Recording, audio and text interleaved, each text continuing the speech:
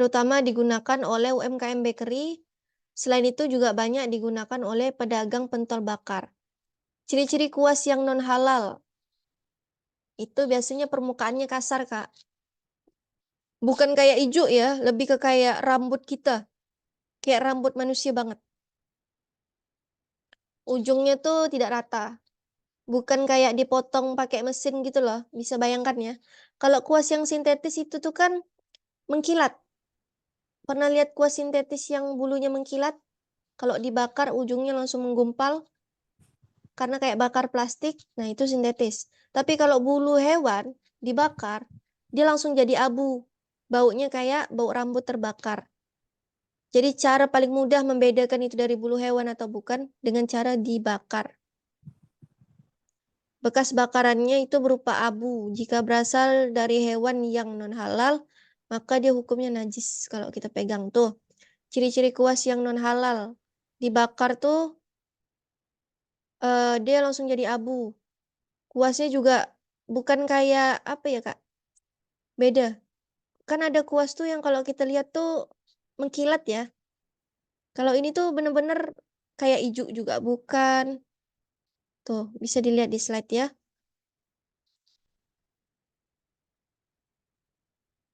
Ini kalau kuas sintetis, dibakar tuh langsung kayak gini, menggumpal. Coba lihat ujungnya. Ujungnya ini rata banget. Ujungnya rata. Ini kuas yang sintetis. Kalau dibakar, kita kayak bakar plastik. Keras langsung ujungnya. Itu dari sintetis. Baunya pahit. Nah, ini kader saya dari seluruh Indonesia, yang tengah ini dari Blora atau Boyolali saya lupa. Yang bawah ini dari Tangerang Selatan, yang kiri bawah itu dari Bekasi. Alhamdulillah kami sudah kurang lebih dari tahun 2021 ya. Udah 4 tahun kami turun ke lapangan mengedukasikan perkara kuas non halal. Jadi gerakan sadar halal ini salah satu programnya itu bagi-bagi kuas halal di seluruh Indonesia secara gratis. Dan rata-rata kuas yang memang kami sita, kami temukan di lapangan itu adalah kuas-kuas dengan ciri sebagai berikut yang mirip sekali dengan kuas yang pernah saya ujikan di laboratorium. Yang ujungnya merah, apalagi yang mereknya Eterna. Dan kalau pedagang-pedagang itu kuasnya sudah kami tukarkan dengan yang halal, kami tempelin gerobaknya dengan stiker kami pakai kuas halal. Itu stikernya dari KMI. Nah, kuliner Muslim Indonesia hari ini juga mengawali pergerakan kuas ini. Dan jenis-jenis kuas halal tuh seperti apa, Kak Chelsea ini? Ini ada kuas-kuas sintetis yang merek Tika, merek Mujo itu sudah mengantongi sertifikasi halal. Tapi dia kekurangannya tidak tahan panas, Kak. Terus ada yang jenis silikon. Ini tahan panas, tapi kalau kena api dibakar langsung, ya tetap meleleh juga. Terus ada yang bahan filamen. Coba kakak-kakak lihat di bagian filamen ini, ujung itu rata banget gitu ya. Nah, inilah ciri-ciri kuas sintetis. Dan dia tuh punya kilapan tersendiri. Mengkilap dia kalau kita biaskan cahaya, dia mengkilap kuasnya. Licin, betul-betul sintetis lah. Dan tidak tahan panas. Jadi kalau pakai kuas yang filamen, oles dulu makanannya baru dibakar. Bukan kuasnya yang dibakar. Apa hukum menggunakan kuas bulu babi? Karena kita mazhab Syafi'i, saya pun ngambil mazhab ini, cenderung mengambil pendapat ini, ya hukumnya adalah najis. Karena tercipta dari hal yang najis, maka hukumnya sama najisnya, mutan najis. Kalau Imam Maliki, sesuatu yang tidak membuat halal saat hidupnya, tidak membuat najis saat matinya. Adapun bulu babi itu dicabut, maka ia tidak suci. Dan Imam Syafi'i itu terkenal imam yang sangat berhati-hati terhadap perkara makanan atau ibadah. Jadi saya cenderung kepada pendapatnya Imam Syafi'i. Nah, untuk materi kita pada pagi hari ini mungkin segitu dulu. Untuk kurang dan lebihnya mohon maaf. Yang baik-baik datangnya dari Allah, yang kurangnya tentu dari diri saya sendiri. Akhir kalam, assalamualaikum warahmatullahi wabarakatuh. Kalau abang kakak-kakak soleha ini punya pertanyaan, boleh langsung follow @kulinermuslim.id atau langsung kontakin kami di nomor 62811577024. Sekian dari saya. Assalamualaikum warahmatullahi wabarakatuh. Yang ada pertanyaan silakan. Ya, silakan. Eh, Terima kasih banyak, materi yang luar biasa bermanfaat untuk kami semua. Yang tadi yang kita pikir sederhana, tentunya sungguh complicated tapi tidak complicated. Jadi dengan belajar maka semuanya bisa kita usahakan. Monggo yang mau bertanya silahkan, masih banyak waktu. Eh, Bagi yang ingin bertanya silahkan klik tunjuk jari atau mungkin langsung di chat juga tidak apa-apa. Monggo.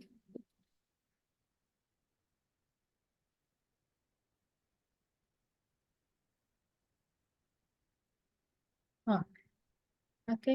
Silahkan Mbak Warisatul Ilmi, monggo. Ya, Bismillahirrahmanirrahim. Assalamualaikum warahmatullahi wabarakatuh. Salam Waalaikumsalam. kenal Kak Chelsea. Ini senang banget bisa kenal sama Kak Chelsea. Ini saya pertama kali juga ikut seminar halal khususnya di kue ya.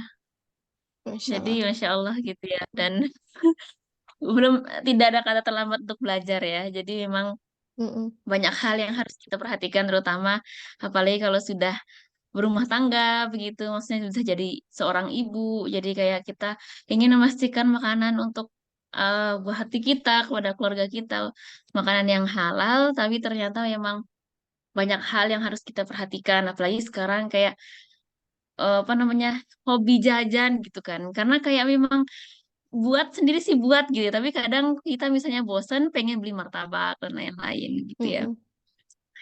jadi memang dunia modern ini luar biasa kita untuk berhati-hatinya begitu. Nah, pertanyaan saya untuk Kak Chelsea ini lebih ke keseharian misalnya itu kan tadi banyak yang beredar di tukang apa namanya sate, martabak dan lain-lain kuas-kuasnya itu begitu. Saya meminta tips sama Kak Chelsea gimana caranya untuk memilih misalnya mau jajan sore-sore apalagi misalnya kita ini mau buka puasa gitu ya. Terus Mm-mm. saya mau jajan makanan martabak misalnya begitu. Nah, itu apakah karena kan memang kalau secara tradisional kan orang-orang nggak pakai ada kayak sertifikat halal secara resmi begitu kan ya. Nah, apakah dengan menanyakan dan lain-lain atau sudah punya langganan begitu. Nah, Ya, begitu saja. Terima kasih Kak Chelsea untuk kesempatannya. Assalamualaikum warahmatullahi wabarakatuh. Waalaikumsalam warahmatullahi wabarakatuh. Syukron Kak Warisatul Ilmi atas pertanyaannya. Jadi kalau saya pribadi lagi pengen makan martabak, sebenarnya dari motor tuh pun kita sebenarnya udah bisa lihat gitu loh, udah bisa ngelirik dari jauh kuasnya aman enggak, ya kan? Kadang dari motor tuh kita udah bisa ngeliat dah. Dia pakai kuas apa, apakah dia langsung pakai spatula. Nah, kalau di lapangan sekarang itu kondisinya kalau di Pontianak ya, pedagang-pedagang tuh udah pada ngeluh. Kak Chelsea, orang-orang tuh udah ndak mau beli dagangan saya kalau saya masih pakai kuas cat bangunan. Jadi dia semuanya ganti pakai kuas silikon atau pakai sendok dan spatula plastik, tahu ya? Yang untuk martabak. Nah, itu kalau di Pontianak. Maka kalau saya lagi pengen martabak, ya saya cukup lihat kuasnya, Kak. Apakah dia pakai sendok? Ya kalau dia pakai sendok, saya beli. Kalau dia pakai pakai kuas silikon, apalagi udah jelas-jelas pakai spatula, ya saya jajan juga masih di pinggir-pinggir jalan. Saya masih jajan di pinggir-pinggir jalan, tapi untuk makanan-makanan yang saya masih bisa jangkau titik kritisnya yang tidak terlalu ribet. Tapi kayak misalkan bakery yang complicated, saya lebih memilih untuk cari yang jelas halalnya, kayak gitu. Karena ya logikanya gini, kalau kita jajan bakery di pinggir jalan, bakery apapun lah itu ya, yang mereknya tidak jelas, udah halal ke belum. Kan agak repot kalau kita mau ngelis sampai 14 bahan-bahan mereka, nanya satu-satu ya. Pertama, habis waktu, kedua, bongbong energi, ketiga, ya kalau ada yang pasti halal, kenapa kita harus bikin susah diri sendiri? Maka dari itu, kalau untuk makan makanan yang titik kritisnya tidak terlalu complicated, ya saya pakai ilmu yang saya tahu. Kalau saya yakin saya makan, kalau tidak saya tinggalkan. Karena memang perintah dari Rasulullah, segala sesuatu yang meragukan tuh kita harus tinggalkan. Karena segala sesuatu yang syubhat atau meragukan, itu lebih cenderung kepada yang haram. Kayak gitu. Jadi ya saya pribadi pun masih jajan di pinggir jalan, tapi bukan jajan sembarangan ya. Jajan pinggir jalan tuh sebatas beli makanan pun, kalau saya beli makanan tuh beli nasi teri. Nasi sama teri, apalah harumnya. Gitu lah. Nasi sama teri. Nasi teri tahu ya. Pontianak tuh ada nasi sama teri, lauknya tukul goreng, terus terong goreng. Haramnya di mana? Nah, jadi saya juga masih jajan dan makan di pinggir jalan. Biasa saya makan pecel kalau mau cepet. Pecel apalah haramnya. Nah, alhamdulillah semenjak belajar halal haram, hidup saya lebih hemat. Jadi kalau kalkulasi Gojek, GoFood dalam setahun tuh 2 juta aja, Kak. Setahun tuh 2 juta. Itu sedikit banget bagi perempuan yang lumrahnya suka jajan. Nah, saya kaget juga kemarin tuh lihat GoFood saya cuma 2 juta setahun. Berarti saya jarang jajan gitu kan, jarang banget jajan. Itu terbukti saya jadi lebih hemat dan semenjak belajar halal haram, saya sering masak sendiri. Nah, saya sering masak sendiri dan makanan saya tuh kalau mau lagi satset ya, saya masaknya salad, bukan masak, bikinnya salad. Saya suka makan salad, bikin salad, sayur-sayur mentah tuh saya suka. Jadi alhamdulillah makanan lebih sehat, uang lebih hemat, skill masak saya meningkat. Mungkin agak repot ya preparationnya, tapi apa ya? Ada hal penting di sini. Kenapa kita harus menjaga makanan? Terutama ibu-ibu yang hari ini punya anak, punya suami di rumah. Doa itu senjata utama kita. Saya kemarin ada bahas di sini. Bentar. Doa itu senjata utama umat muslim. Ada beberapa pilar yang kita perlu ketahui tentang doa. Yang pertama, doa itu senjata utama umat Islam. Yang kedua, doa itu inti dari ibadah. Apa maksudnya doa itu inti dari ibadah? Karena doa ini merupakan tiangnya agama kita. Agama yang paling banyak doanya adalah Islam. Setuju enggak? Karena di saat kita makan, kita baca doa. Di saat kita bangun tidur, kita baca doa. Masuk WC, baca doa. Banyak doanya, ya kan? Itu agama Islam. Dan dalam sekali kita sholat, ada banyak doa yang kita baca. Betul enggak? Ada banyak doa yang kita baca kan?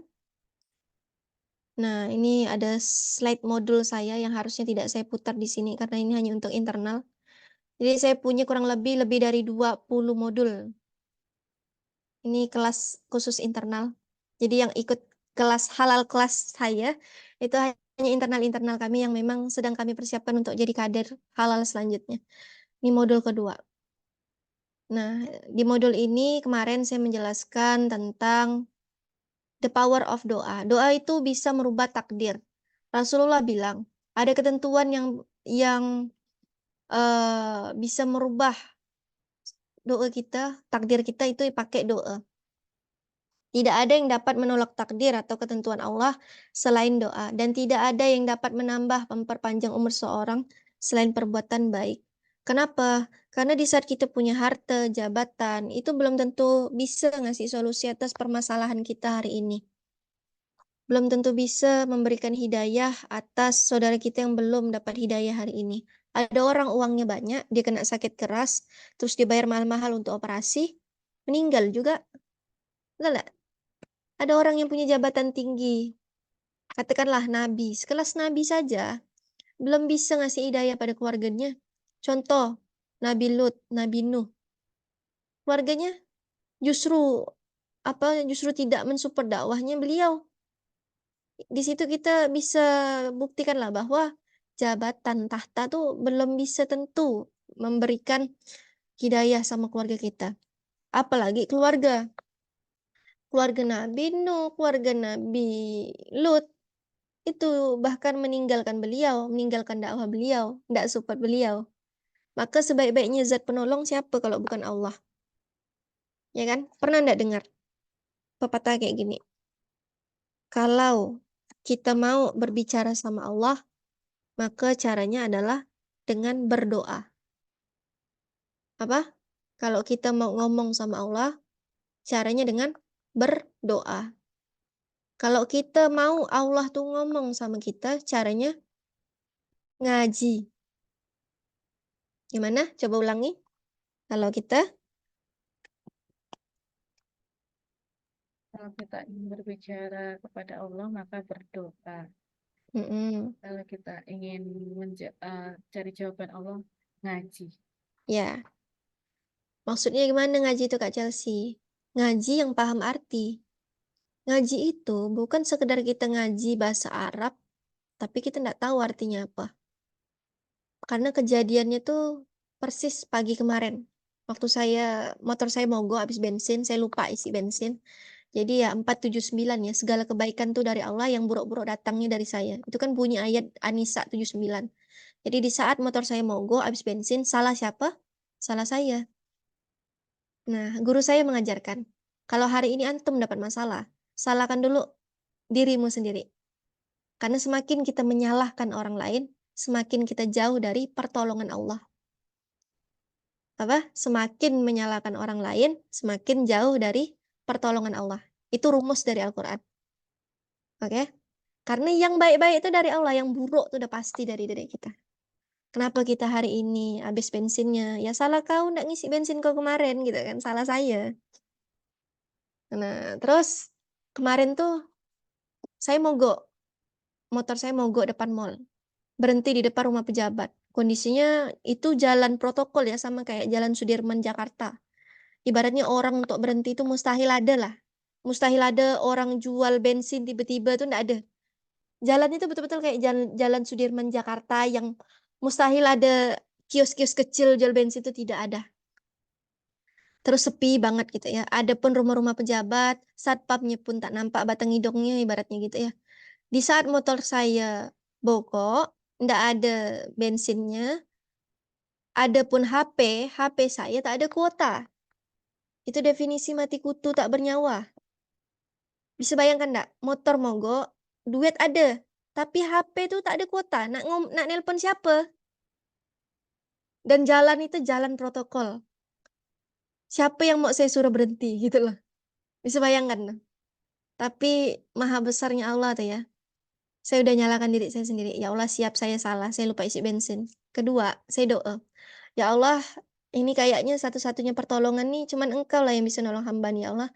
Karena di saat manusia tidak bisa menolong kita, maka itu udah bisa dipastikan Allah lah yang nolong langsung. Pernah dengar itu kan? Di saat manusia tidak ada yang menolongmu, maka Allah yang akan menolongmu langsung. Betul, Allah yang nolong langsung. Gimana caranya? Tiba-tiba tidak jauh, 2-3 meter di belakang saya, ada kakak-kakak berhenti, megang HP. Tanpa pikir panjang, kayaknya inilah pertolongan Allah, kata saya gitu ya. Saya datang ngagak kakak itu, Kak, permisi, punten, mohon maaf lahir batin, boleh ndak numpang tethering, kata saya. Saya ndak kenal sama orang itu, saya langsung samperin, minta tolong tethering dengan tebalnya muka saya gitu lah. Makanya kalau udah kepepet tuh ndak ada malu lagi lah, daripada saya ndak ditolong gitu kan. Daripada ndak sampai kantor, kakak itu nanya, oh boleh kak, ngapa kak motornya mogok ya? Ya kak, bensin saya habis lupa isi. Oh kalau ndak salah di sebelah sana ada orang jual bensin. Oh ada ke kak, kata saya gitu kan. Terus kata kakak itu, ada kak. Saya nanya lagi, emang kakak mau nganterin saya? Mau, kata kakak itu kan. Pergilah saya tinggalkan motor saya di tengah-tengah jalan itu. Saya tinggalkan, saya cabut kuncinya kan. Udah ada jauh saya berjalan nih kan. Pas di jalan yang satu lagi tak ketemu orang jual bensin ya, karena itu jalan protokol kak. Bisa bayangkan lah ya, jalan yang betul-betul kanan kirinya tuh hotel, rumah pejabat, mana ada kios-kios ece-ece, itu ndak ada gitu loh. Harus masuk jalan lagi, dan di jalan pertama yang kami lewati itu ndak ada. Itu masih pagi banget dan bulan suci Ramadan. Di jalan satunya lagi ada jalan, masuk lagi nih kan, masuk jalan yang banyak gang-gangnya. Ada orang jual bensin, sekali bensinnya habis. Orangnya tak jual bensin. Masuk lagi saya ke dalam. Barulah ketemu. Udah dapat bensinnya nih kan. Saya bilang sama ibu-ibu yang jual bensin. Agak lucu gitu ya kalau saya beli bensin, nggak bawa corongnya. Gimana ngisinya? Kalau tumpah kan panjang lagi ceritanya. Ya enggak? Jadi saya tuh bawa bungkusan kampilan itu loh. Apa? Bensin. Kayak bawa TS gitu. Kayak gitu, tapi isinya bensin. Kan agak lucu kalau langsung tumpah kan panjang lagi ceritanya. Apalagi Pontianak ini lagi panas-panasnya, agak bahaya gitu kan. Saya bilang, boleh enggak Bu saya minjem corongnya? Boleh, kata ibu gitu kan. Nanti balik kan ya? Oh iya Bu, insya Allah saya balikkan. Pergilah saya sama kakak itu kan. Saya tanya kakaknya, kak kakak mau kemana? pagi-pagi, kok berhenti? Saya mau pergi kerja, Kak. Oh, jadi Kakak telat lah kerjanya nih. Enggak, Kak, saya tadi udah absen. Jadi, dia berhenti itu mau ngabsen, Kak. Siapa yang menggerakkan Kakak itu untuk berhenti dan absen di belakang saya? Allah, ya kan? Tapi saya udah tahu Kakak itu kerja di mana. Cuman saya enggak nanya, Kakak itu puasa atau enggak gitu ya. Soalnya dia enggak pakai kerudung. Nah, maksud hati saya tuh, kalau saya ada rezeki, saya pengen nyamperin, ngasih apa bukaan lah untuk dia kalau seandainya saya singgah ke mall ke tempat dia kerja gitu kan. Singkat cerita, saya udah tiba di motor saya, kakak itu pergi balik ke urusannya lagi. Nah, belum selesai sampai di situ ceritanya. Dan apa yang menjadikan cerita ini berkesan bagi saya di part bagian ini? Di part ini, saya pengen balikkan corong bensin tadi ke tempat ibu itu. Oke? Saya kembalikan corong bensin ini ke tempat ibu yang jual bensin itu. Pas saya memberhentikan motor saya di depan kios bensin ibu itu, tahu enggak? Di depan kios bensin itu ada masjid, ada musola. Musola itu lagi mutarin murotal. Dan tahu murotal apa yang dibunyikan? Quran surah Ar-Rahman. Di saat motor saya berhenti, di saat itulah ayat yang saya paham betul artinya dikumandangkan. Tahu apa bunyinya? Fabi ayyi ala'i rabbikuma tukadziban. Tahu apa artinya, Kak? Dan nikmat Tuhanmu yang mana lagikah yang engkau dustakan? Itu langsung nangis netes air mata saya. Disitulah saya merasakan betul Allah berkomunikasi langsung dengan saya. Dan itulah yang saya maksudkan kenapa ngaji itu harus paham arti. Jadi kalau kakak-kakak ngaji hari ini, usahakan pakai Al-Quran yang ada artinya. Biar di saat kakak ngaji, terkena dengan ayat apa gitu ya. Kan biasa kita ngaji tuh. Entah berhenti di mana, ada rasa sesak di dada di ayat apa gitu. Coba baca artinya. Boleh jadi itu ayatnya untuk kakak. Cara Allah pengen komunikasi ke kakak. Dan saya sering seperti itu. Dan itulah cara-cara yang saya juga sering praktekkan dan saya pelajari di pondok saya dulu. Waktu saya masih ngafal Quran. Itu yang saya pelajari. Seperti itu kata guru saya. Jadi, Fabi ayyi ala'i rabbikuma tukadziban. Kayak Allah tuh pengen ngomong gini loh. Chelsea, sesederhana motormu mogok saja aku hadir untukmu. Apalagi untuk masalahmu yang besar. Sedih sekali saya. Balik dari ngisi bensin, sepanjang jalan nangis saya, Kak. Itu saya kayak betul-betul ngerasa Allah tuh dekat betul sama saya. Itulah maksud dari kalau kita pengen Allah ngobrol sama kita, ngaji. Ngaji itu apa? Ngaji paham artinya. Itu maksudnya. Bukan ngaji pakai Al-Quran yang ndak ada terjemahnya. Lalu gitu aja. Ndak dapat apa-apa kita. Udah ndak pandai bahasa Arab gitu kan. Ngaji ndak ada artinya. Ndak tahu kita apa yang mau Allah sampaikan. Jadi doa itu penting. Dan doa inilah senjata yang saya pegang betul. Karena salah satu sebab tertolaknya doa adalah sesuap makanan haram yang masuk ke dalam tubuh kita. Itulah yang menyebabkan doa kita tertolak. Selama berapa lama? 40 hari ibadah kita, doa kita tertolak karena makanan haram yang masuk ke dalam tubuh. Itulah kenapa saya perkara makanan tuh strict betul. Karena barometernya adalah doa. Kalau doa saya tertolak, ibadah saya pun tertolak. Karena doa itu inti dari ibadah. Pertama, doa itu senjata utama. Yang kedua, Islam itu agama yang paling banyak doanya. Asal muasal doa dari mana, Kak? Ada yang tahu enggak? Asal muasalnya doa dari mana? Dari mana, Kak? Asal muasal doa? Rasulullah enggak ya, Mbak? Dari mana? Ada yang tahu? Yang lain? Yang lain. Asal muasal doa dari mana?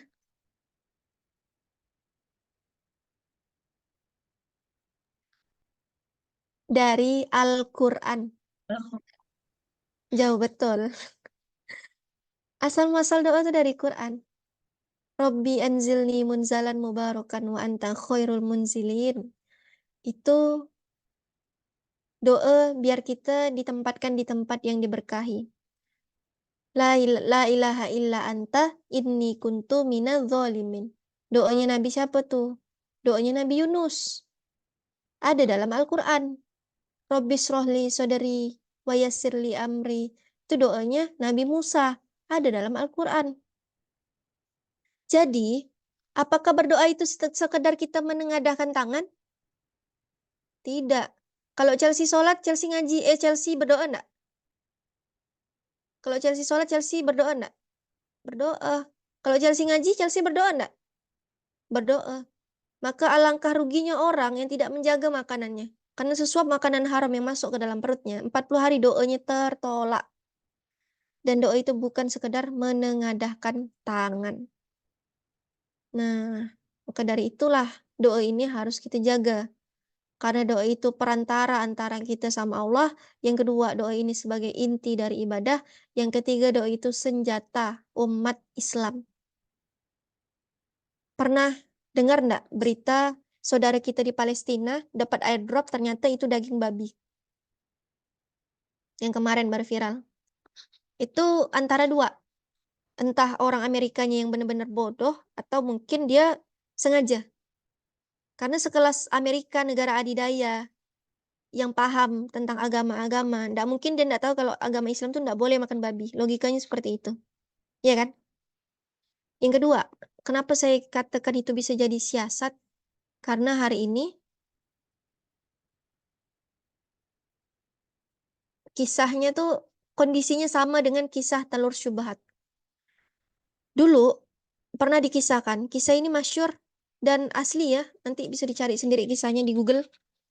Kisah pemimpin zalim Irak, Hajjaj bin Yusuf al-Thaqafi yang menguasai Irak.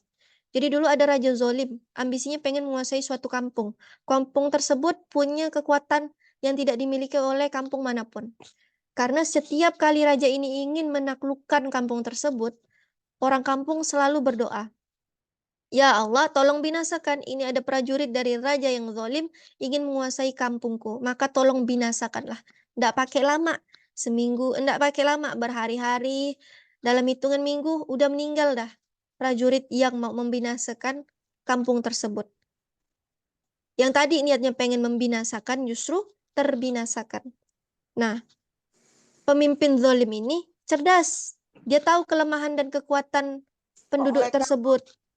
Apa kekuatannya? Yaitu kekuatannya adalah doa. Maka pada saat itu diperintahkanlah sama penduduk kampung oleh pemimpin zalim ini, "Wahai orang-orang kampung, tolong datang kumpul di masjid, bawa sebutir telur." Bawa apa? Sebutir telur. Telur itu halal apa haram? Halal. Halal. Tergantung telurnya. Apa? Tergantung telurnya. Telur itu secara zat apa? Halal ya. Halal. Halal. Oke, kita sepakat itu halal. Tapi apa yang dilakukan sama pemimpin zalim ini? Setelah semua orang itu datang mengumpulkan telurnya di masjid, orang itu disuruh balik lagi. Udah, telurnya udah terkumpul, ambil lagi, balik. Kata pemimpin zalimnya. Baliklah orang tuh. Telur yang tadi dibawa dimakan sama mereka. Keesokan harinya, raja ini memerintahkan prajuritnya untuk kembali menaklukkan kampung tersebut. "Wahai prajuritku, sana pergi ke kampung A, taklukkan, binasakan." Apa kata prajuritnya? Bantah. "Wahai rajaku, aku takutlah mau ke sana. Nanti nasibku sama kayak kawan-kawanku, terbinasakan." Kata rajanya apa? "Kali ini kita berhasil. Kali ini insya Allah kita berhasil," kata rajanya gitu ya. Datanglah prajuritnya membinasakan kota tersebut. Dan para penduduk kampung itu juga berdoa yang sama. "Wahai Allah, ya Allah, tolong binasakan orang-orang ini, prajurit-prajurit ini. Mereka ingin membinasakan kampungku. Tolong binasakan ya Allah." Berdoa dari hari ke hari, dari minggu ke minggu. Doanya tak kunjung terkabul. Doanya tak kunjung terkabul. Yang tadinya pengennya tidak terbinasakan, justru mereka dibinasakan oleh prajurit raja zalim tersebut. Apa yang salah, Kak? Ternyata salahnya di telur. Kenapa telurnya? secara tidak langsung orang-orang kampung tersebut memakan sesuatu yang bukan haknya. Yang awalnya pergi bawa telur yang kecil, pulang bawa telur yang besar. Yang datang bawa telur yang besar, pulang bawa telur yang kecil. Itulah menjadikan doa mereka tertolak. Karena status telur yang halal tadi berubah menjadi syubhat. Sesederhana kasus telur bisa bikin doa kita tertolak. Apalagi airdrop yang jelas-jelas babi. Bisa kebayang saudara kita di sana doanya gimana? Tapi pun statusnya darurat. Tapi minimal kita berpikir bahwa mereka tuh ahlul Quran. Banyak yang ahlul ibadah di sana. Kekuatannya memang doa. Karena salah satu doa yang makbul adalah doanya para penghafal Al-Quran. Doa para penghafal Al-Quran. Dan Palestina itu negara yang banyak mencetak penghafal Al-Quran. Di saat makanannya salah, maka doanya pun pasti tertolak. Ibadahnya pasti sangsot, rusak. Maka dari itu, perkara makanan ini kompleks sekali kalau kita bahas dari sisi strong why. Nah, dan perkara halal ini luas, Kak. Kalaulah saya mampu bikin sampai 20 modul pembahasan, maka satu modul pun belum cukup. Karena masalah makanan ini luas. Kita belum membedah strong why-nya kenapa harus menjaga diri dari perkara yang haram. Kita belum membahas bagaimana cara orang-orang soleh terdahulu menjaga dirinya dari perkara yang haram. Kita belum membahas titik kritis makanan Chinese, Japanese food. Belum membahas bagaimana cara makan di luar negeri. Oh, banyak sekali. Belum kita membahas fikihnya. Nah, panjang sekali. Mungkin itu dulu Kak Warisatul Ilmi. Panjang ya jawabannya ya. Ya, Masya Allah, luar biasa sekali. Jazakumullah khair. Sudah cukup, Mbak Ilmi. Mungkin ada yang lain yang ingin bertanya? Silahkan di chat juga boleh, monggo ditulis atau langsung digunakan mic-nya. Mungkin sambil menunggu yang lain, saya yang ingin bertanya. Eh, Sebenarnya ini lebih ke hubungan personal sih, Mbak. Maksudnya kan eh, strict makanan tuh kayak kadang-kadang ketika apalagi ya kita lihat yang sekarang yang saya bukber gitu. Nah, misalnya kayak tipe yang followers gitu. Nah, itu kan karena tadi kita sudah punya batas-batasnya, maka kita tuh kayak oh di sini ya, so, ah nggak mau bla bla bla, oh nggak mau bla bla bla kayak gitu.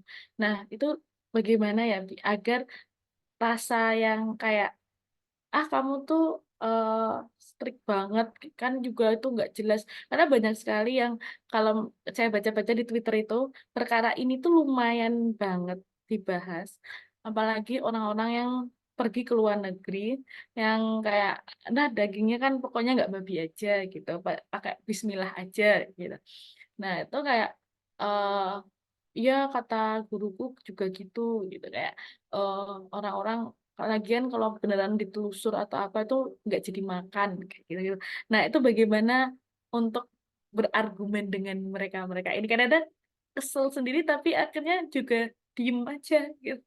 Dia kan jadi kayak merasa bersalah juga kalau didiemin gitu. Gimana? Terima kasih.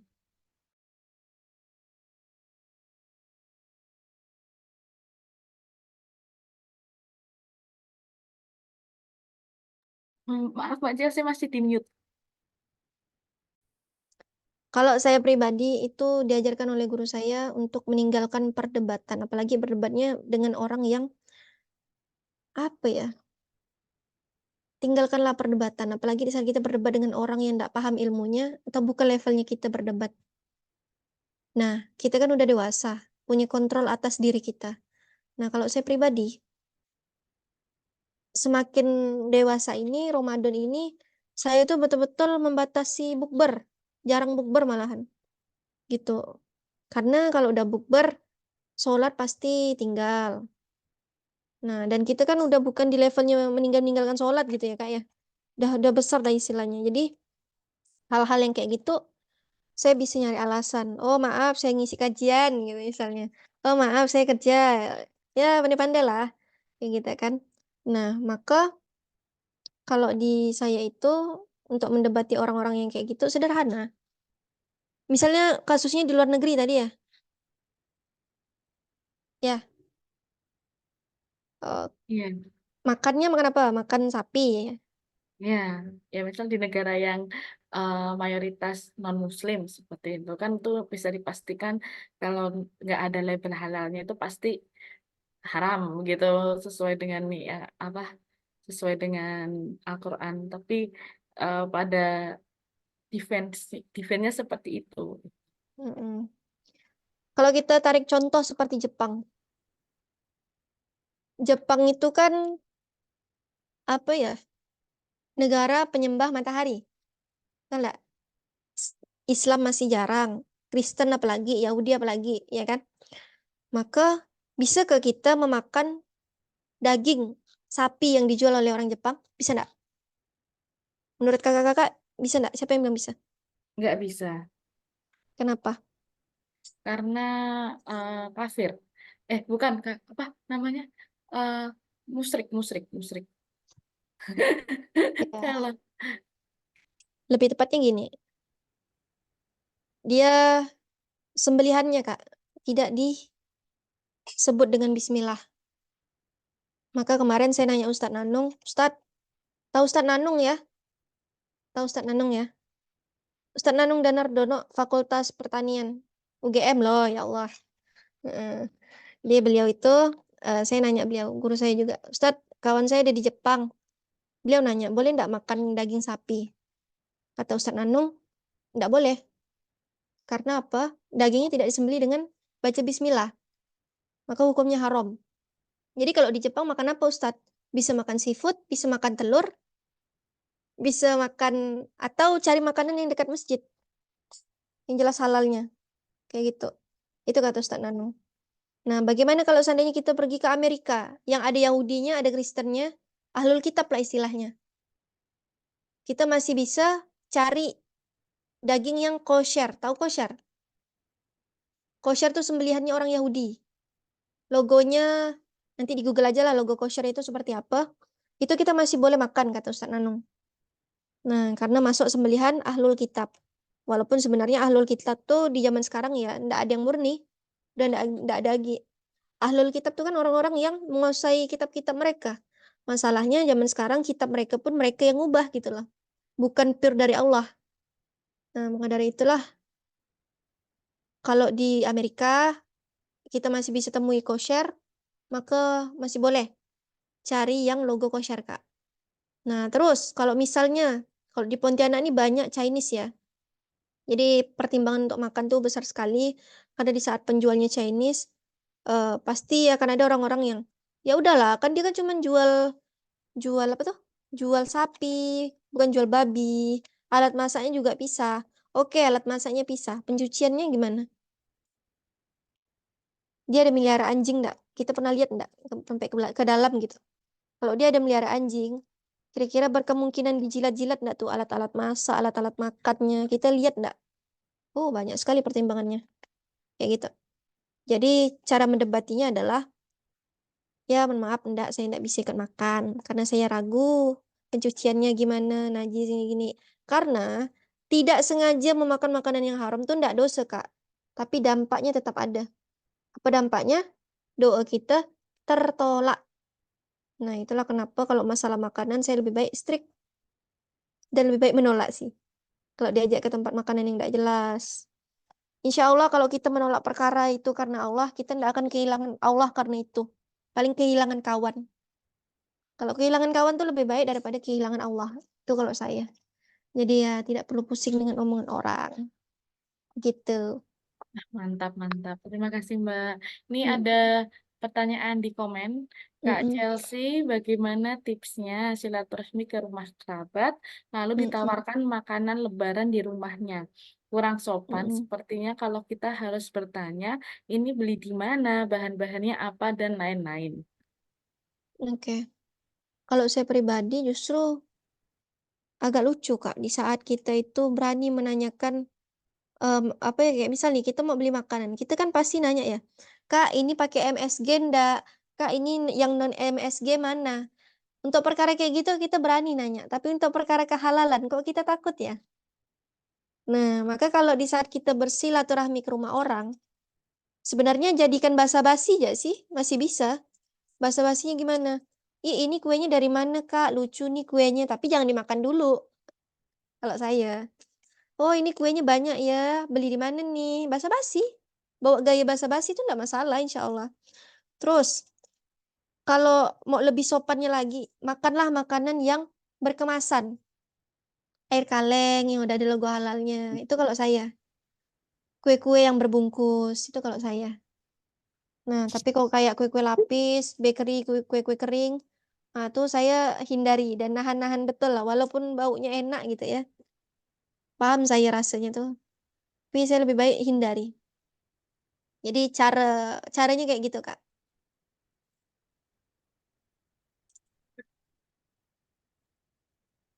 Oke, sudah terjawab juga untuk eh, di di komen. Mhm. Ah, perlu- siap Kak Chelsea, perlu belajar bahasa basi nih. Iya, sama saya juga nggak bisa basa-basi. Jadi kadang saya memilih tidak makan sama sekali atau minum aja untuk menghargai. Ya, oke, mungkin satu pertanyaan lagi. Ya, boleh. Kalau masih adakah yang ingin bertanya? Ini. Ya, dari Mbak Guyup. Mbak Guyup, Kak Chelsea, bagaimana membedakan label halal asli dan palsu dalam kemasan? Nah, cara membedakannya adalah, pernah lihat nggak logo halal yang tulisan Arab, hitam putih? Yang hal Halal, ya, yang halal aja itu ya. yang halal aja gitu, tahu? Iya, ya Nah, tahu. Berarti ya, Pak. Sambal itu besi. itu kalau saya pribadi Anaknya. tidak bisa juga mengatakannya palsu ya. Karena, mungkin lebih tepatnya kita katakan itu tidak ada dasar atau landasan hukumnya, Kak. Berbeda dengan logo halal MUI, tahu logo halal MUI ya? Iya. Yang warna hijau atau kadang berubah jadi warna putih atau kadang, warna hitam, dia menyesuaikan desain. Nah, itu ada dasar hukumnya, ada dasar pertanggungjawabannya. Siapa? Majelis Ulama Indonesia. Sama yang baru, logo halal kayak wayang tuh yang warna ungu, itu dari BPJPH atau Kemenak. Nah, itulah kedua logo yang bisa kita jadikan patokan. Dan kedua logo itu tidak bisa asal pasang, Kak. Jadi kalau ada orang yang asal tempel logo halal tanpa mengajukan proses sertifikasi halal, dia bisa kena hukum sama lembaga terkait, bisa kena pidana. Jadi nggak boleh sembarangan, kayak gitu. Nanti di Google aja logonya seperti apa. Mhm, kayak gitu. Oh ya, memang itu sih biasanya di kue-kue kayak di pinggiran seperti itu suka kasih halal yang hak Orang-orang A. Chinese biasa tuh. Oh iya, hak lam 2 kali. Udah. Oke, mungkin kita cukupkan untuk diskusinya luar biasa, banyak pertanyaan dan juga jawaban-jawaban yang eh, baru dan sehingga kita bisa memperbaiki diri. Ya, eh Mungkin saya ucapkan terima kasih banyak untuk Kak Chelsea yang telah memberikan banyak ilmu dan insight-insight yang baru bagi kami. Eh, Mungkin untuk uh, ada persembahan dari webinar ini yaitu suatu sertifikat nanti akan dikirim dikirim oleh tim kami ke Mbak Chelsea. Masya Allah. Siap. Ya, Ya, oke. syukron. Ya, sama-sama. Oke, untuk selanjutnya, mari kita foto bersama sebagai penutup dari webinar ini. Monggo di-on-kan kameranya. Ini tim foto siapa? Jangan saya, karena laptop saya hilang. fotonya. Oke, sudah siap ini tim foto. Aman, aman, aman, aman. Ya, siap. Oke, ayo saya hitung. 3, 2, 1. Satu kali lagi. 3, 2, 1. Mantap. Terima Oke, kasih lagi untuk Kak Chelsea dan teman-teman ya, yang sudah hadir di webinar hari ini. ya, Semoga kita bisa bertemu dengan lebih baik lagi dan amin. belajar untuk hal-hal yang baru dan insya Allah sesuai dengan Al-Quran dan Al-Hadis. Oke, mari kita tutup webinar dengan bacaan tahmid. Alhamdulillahirabbil alamin. Amin. Ya. Izin Kak, saya lupa nyampein. Oh ya, mau ngomong. Ya, untuk kakak-kakak yang hari ini hadir di webinar, boleh nanti resume dari webinar kita pada hari ini kakak ketik di story Instagram, bagus-bagus di desain. Boleh tag ke Instagram saya @chelseaarta double A. Chelsea Arta, A-nya 2 di belakang, atau tag kulinermuslim.id. Insya Allah nanti itu harapannya semoga bisa jadi amal jariah kakak-kakak. Jadi pasti akan ada banyak orang yang baru tahu ilmu ini. Jadi saya pengen kakak-kakak menjadikan sosial medianya sebagai ladang amal soleh. Biar orang yang belum tahu jadi bisa tahu, biar orang yang belum melek halal menjadi melek halal, sadar halal melalui wasilah tulisan kakak-kakak dan resume kakak-kakak. Insya Allah jadi pahala jariah dan insya Allah pasti saya repost. Itu saja Kak. Barakallahu fikum. Terima kasih banyak ya. Siap.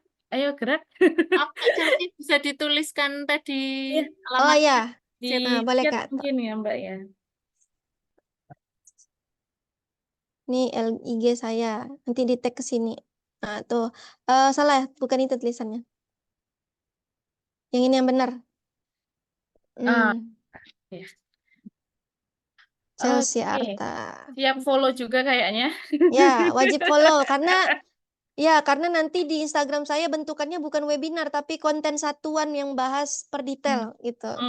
Tapi materi detail tetap di kelas khusus. Iya. Nah, Ya, alhamdulillah. Oke, siap-siap untuk follow dan tag-tagan ya, teman-teman. ya, Kembali lagi. alhamdulillah. Terima kasih untuk semuanya. Saya tutup.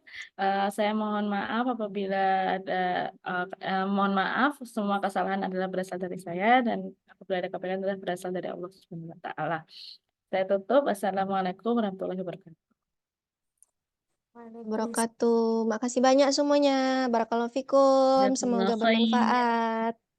Salam kenal. Assalamualaikum. Waalaikumsalam. Makasih banyak. Selamat Ya, berakhir terima pekan. kasih. Dah. Jangan lupa di follow dan di tag. Siap. Dah. Assalamualaikum. Izin pamit ya. Monggo.